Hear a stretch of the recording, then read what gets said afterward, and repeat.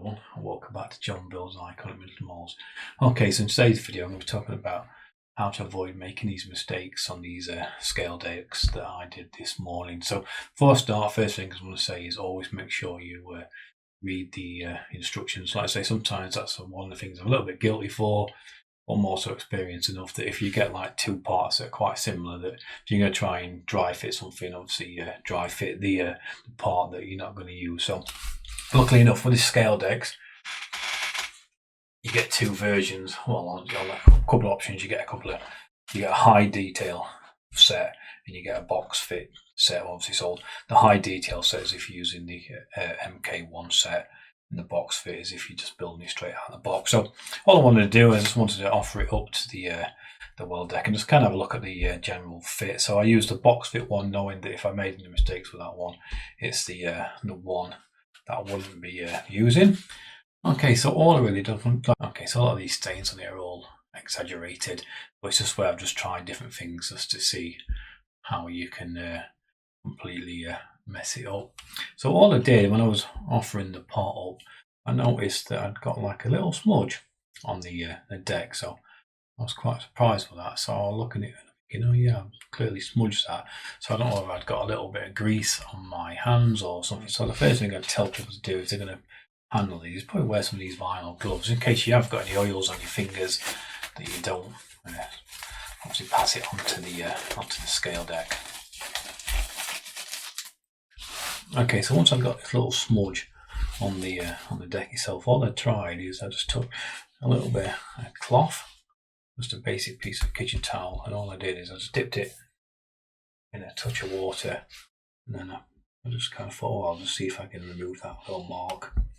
And then to my horror, well, it would have been to my horror if it this been the part that I needed, it completely wiped away all the print. So that's when I realised that I'd clearly effed up. So that's when I then decided to get the instructions out, and that's when it then tells you that obviously to prepare it with obviously spray varnish.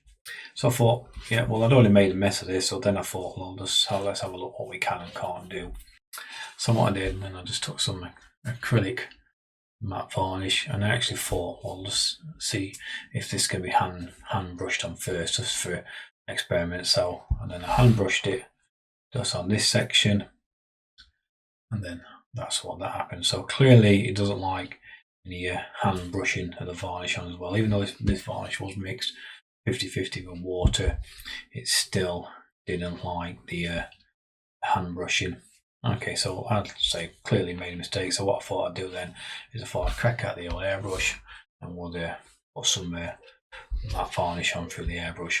And you can see that's why now it is a lot better, because I have actually matte varnished this one with the airbrush. But what I'm going to talk about is something else as well. Is as this is cut it out, I put it onto the cutting mat, and I use my mix. This is a mix of matte varnish and water at a ratio of 50-50. So I loaded up the airbrush, started to obviously paint, so obviously it started to protect this. And what then I noticed then is it started to roll up on itself like that.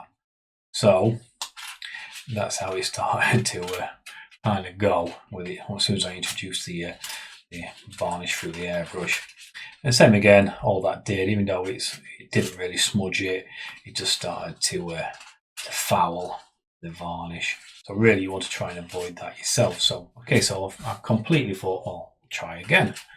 I said, but like I say, luckily that I'd not used the part I need. So like I say, so what I decided to do now, this is what I'll show you, is what I decided to do next is I just then, for the second version, this is also the box kit as well, so I'm not actually using this, but what I did, I just took a piece of obviously a bit of cardboard from an Amazon box, just cut that out.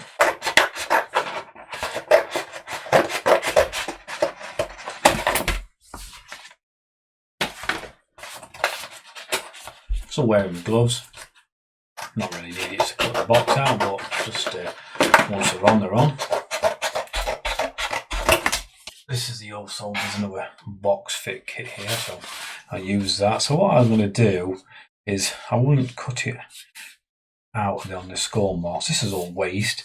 So what I'll do in the future is I'll just cut it around the part that's not needed. So then once you got it onto this piece of cardboard, all this is for is just to prevent the curling. So then I'm just going to take off a glove a second, otherwise it'll just stick to the finger. So then what I'm actually doing now is I'm just taping parts down just to prevent the curl.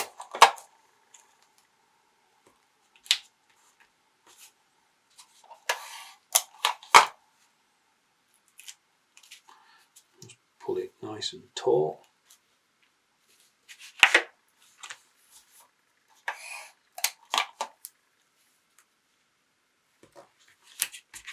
Okay, so now you're on this bit of cardboard, you've taped it down, you should be good to go. It's still attached by the little tab that's holding it on. So then, like I say, I'm just using this mix. This is Vallejo matte acrylic varnish, but you can use whatever varnish you like.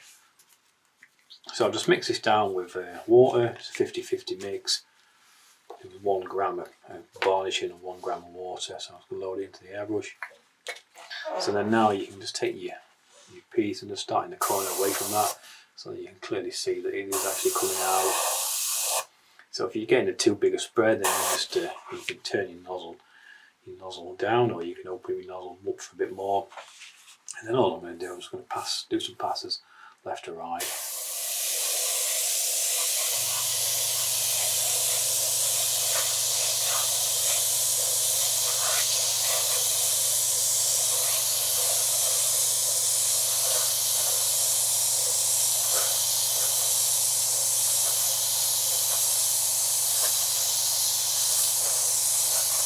Final quick pass over, and that should be completely sealed. So don't be tempted to do anything with this now other than put it on the side, and then don't touch it for, well, as long as you can not touch it for.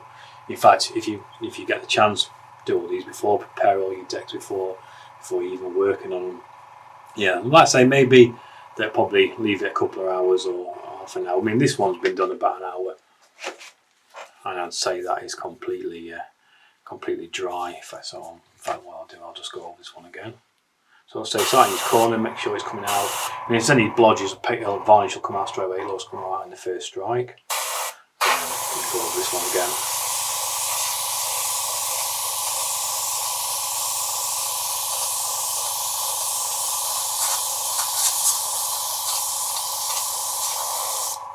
And the same again. Now just put that aside and don't even worry about it. Okay, so all I'm going to do with these now is just completely leave them out of the way. Don't even be tempted to touch them, because you could still good chance that you'll smudge them. And then after 24 hours, then you can think about actually starting to work on them. And I think you won't have to worry then about having any smudges. Or, I mean, I'd still probably going to fit them wearing these gloves just in case. But having that matte varnishing now should give it that just a little bit more level of protection, that we don't do them little mistakes. So like I say, so I hope you found this video useful. I hope you can take a little bit away from it, and you can kind of learn on off the mistake that I made. And like I say, it's a very simple mistake. It was just a little bit of eagerness just to try and test fit that without really thinking about what I should have been doing first. I'm experienced enough to know that it probably wanted to read the instructions, and it probably wanted a matte varnish. I took it for granted that they were already kind of protected, and obviously I learned my mistake. So anyway, hope you enjoyed today's video. If you did, don't forget to give me a thumbs up, and I'll see you all again soon.